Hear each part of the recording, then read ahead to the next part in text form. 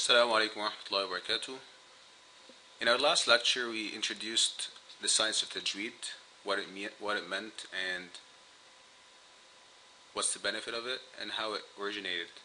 Inshallah, today we're going to start with one of the rulings of tajweed, which is the rule of noon and meem mushaddada. So, ahkam al-noon wal-meem al-mushuddadatayn. So we know from that here we're talking about noon and meem, so the letter noon and the letter meem. So we're talking about the letter noon and the letter meem when they are mushuddadatayn, meaning they have a shadda on them.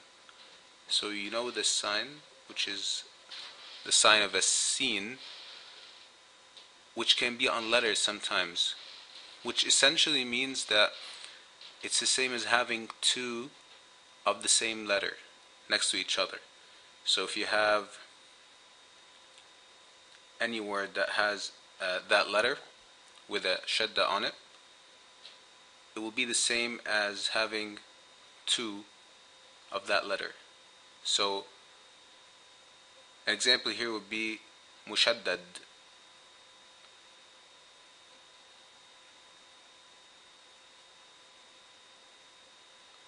And here there's a shadda on the dal. So we say mushaddad this is the same as having two dals together. So we say mushaddad. So in this instance here, we're talking about ahkam noon wal meem al mushaddadatayn. So what is the hukm? So here we know whenever we have a noon or a meem that has a shadda on it, then there's a specific ruling for that. And here the ruling is that the reader must do a gunna. The reader must do a gunna of two beats. So here do we know what a gunna is?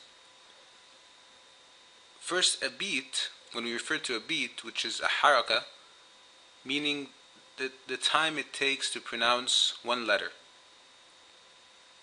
So having a gunna, meaning that you're going to have, in this case, two harakat, or two beats. So instead of giving it one beat, or one haraka, or the amount of time for one letter, you're going to elongate it and give it actually more time, or twice the time in this case.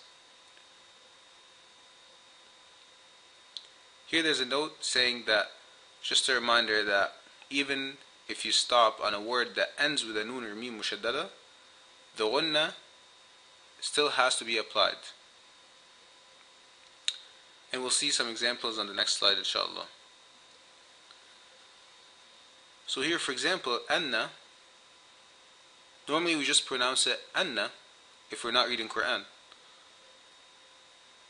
But here, because we have a noon, and it has a shadda on it, so we're going to give the noon twice the time it's supposed to get. So we're going to say anna. See how I actually made it stay for a longer time? I gave it two harakat, two beats instead of one. There's also, the second word is amma. Same. So instead of saying amma, which is how you would normally read it, but if you're reading Quran, you have to say amma. So I gave it a longer time. And the same is for all these examples. So here we have yatarawunna.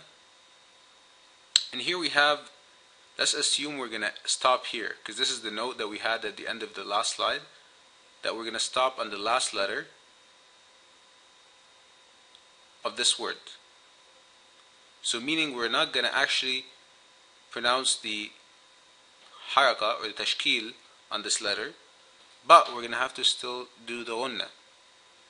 So we're going to say latarawun. So I gave it a gunna, but I didn't pronounce the fatha that's on it, because I'm stopping here. But if I wasn't stopping, if I was going to continue reading after this right away, I would say latarawun. And these are examples, so we'll just go through all of them like that, وأما الناس فأما بالناصية فأمه، أو more correctly if I stop, فأمه بجهنم إنا, and so on. So I hope this is clear, that whenever you have a noon or a meem that has a shadda on it, you always give it twice the time. You give it 2 beats instead of 1. Thank you. This concludes this lecture for أحكام النون والميم المشددتين. السلام عليكم ورحمة الله وبركاته.